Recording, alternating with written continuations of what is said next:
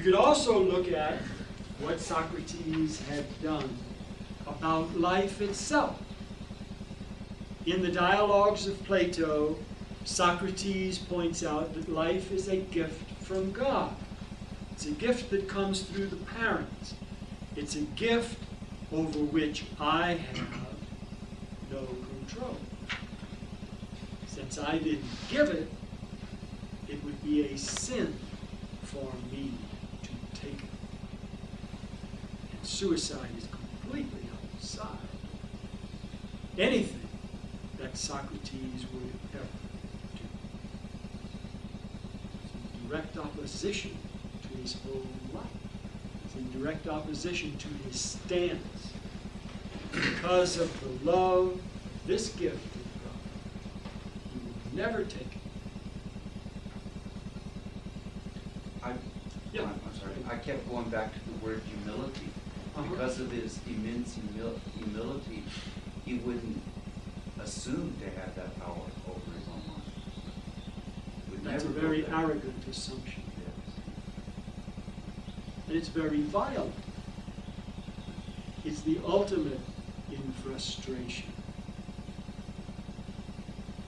He was not frustrated. He was a virtuous person. So in our short summary, you can see how Socrates inspired people. And his inspiration, his living the truth all the way through unto death, confirms his teaching. For 50 years he'd been teaching the people of Athens that they should do that kind of thing, that they should follow through on the laws. You don't have to stay in Athens after you are raised. After you're an adult, you can go somewhere else. You find some other set of laws that work better than Athens, hey, go join that group. But he was so committed to Athens, with its right interpretation, with its wrong interpretation, that he died rather than attack it, rather than start a civil war. Wow, this is a different kind of God. This is the God who inspires Plato. So do you have any last words for Socrates?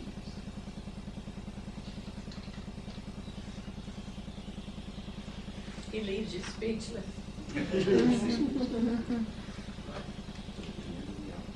Yeah. See, he did so much, he was so important that you could study what Plato wrote about him for a long time and derive more and more and more benefit from it. That too is a very important philosophical consideration. You go to see a movie, you're lucky to make it all the way through the 2 hours and some odd minutes. You probably never want to see it again. But when you're into something philosophical, where you can read it, consider it, you get something new out of it, you can read it again, you can read it 50, 100, 300 times, you gain something from it.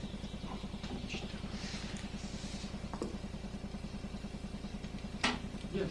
I mean, I'm jumping ahead from this perspective. Since Aristotle spent so much time with the Clinton of the time, was he following it? Was he like a Socrates? Did he sell out compared to Socrates? No. In fact, Aristotle complained of the Clinton of his time, Alexander the Great, that Alex had flunked ethics. And Aristotle had pointed out to him just what Socrates had said. See, Socrates is the one who presents this notion that there is only one God. That this one God is the complete being.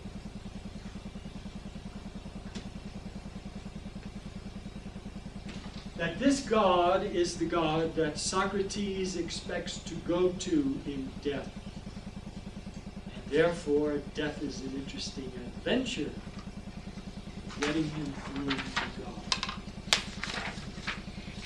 This is what we should be concerned with, not conquering the world. So it's not that Aristotle encouraged Alex to conquer the world. In fact, he told him, he said, you know, this is not the thing to do. You're not going to be happy this way. And Alex was very unhappy. In fact, Alex, toward the end of his life, couldn't even eat a meal in peace for fear that the meal was poison. So he ate eggs, he drank wine, and he usually had to have a taster. Right? He'd have the person break the egg and take a bite of it, and then he'd watch him for about half an hour. If the guy didn't get sick, then Alex could finish that egg. You'd have the guy drink a cup of wine. Right? If the guy didn't die in about half an hour, then Alex could drink the rest of it.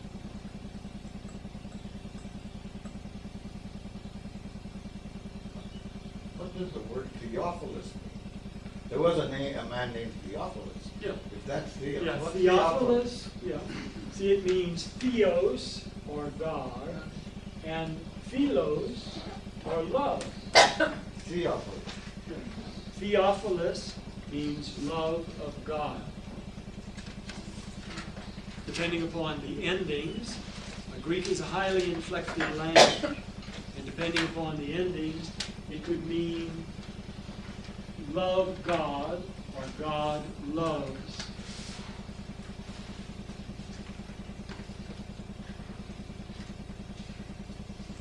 So what Plato does now is he puts all of this together and he finds a way to express it.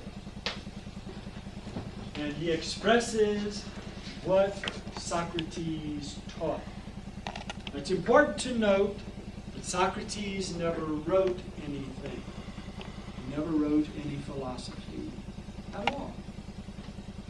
It was Plato who put it down in a way that expresses what Socrates did. And it expresses it in the myth of the cave by saying that there was this long cave and there were people chained in the back of it, and every once in a while there would be a fire here and there would be shadows, and that's all that the people could see. So it expresses the dialectic. You say something and then you say something else. So there is a dia, or two ways to read this. And in the dialectic of the cave myth, someone escapes. Someone works loose from the shackles. And someone looks and sees the light shining here, and climbs up and sees the fire, and follows the people out of the cave, and gradually gets accustomed to seeing the real out here. And that's a marvelous way to look at it. Every step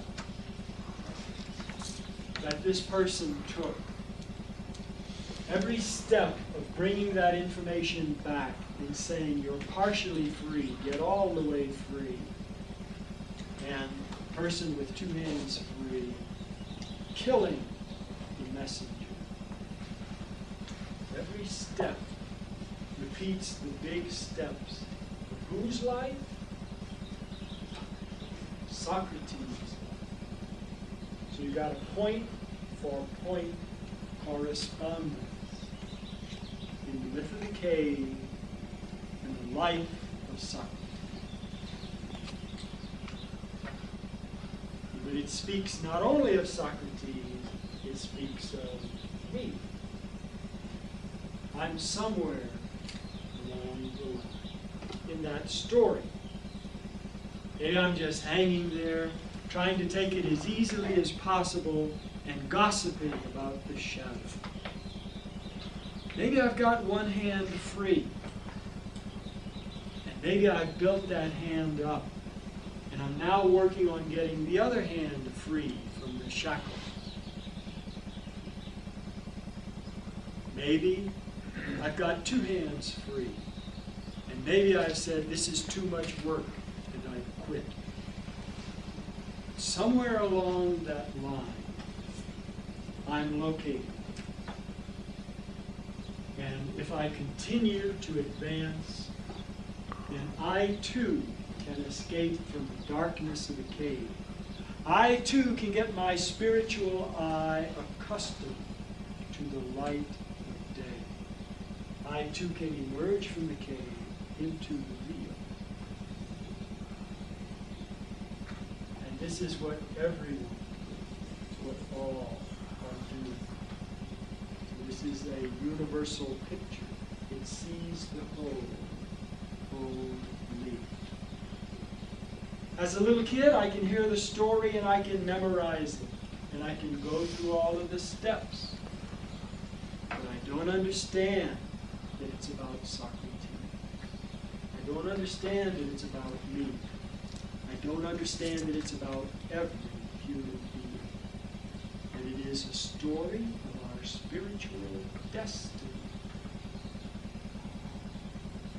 As I get older and wiser and come to love wisdom more, come to philo, Sophia, which we mispronounce as philosophy. Then I am more into the spirit of what is happening. I'm getting freer from the shackles. I understand the shackles as ignorance, laziness, superficiality.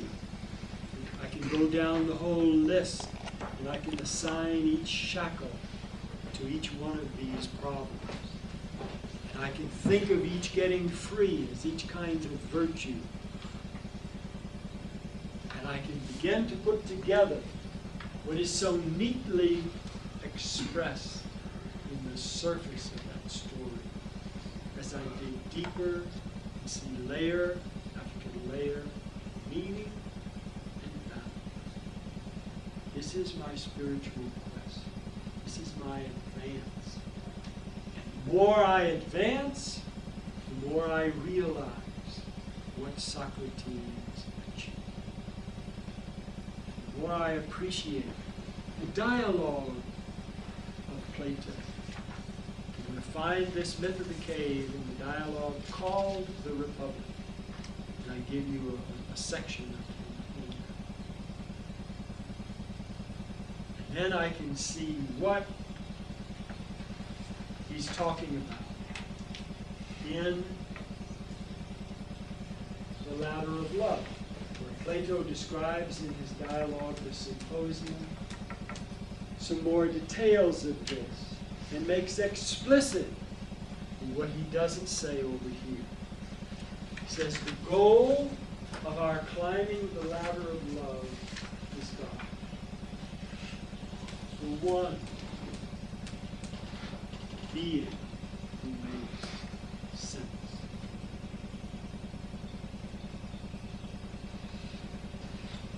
Yes?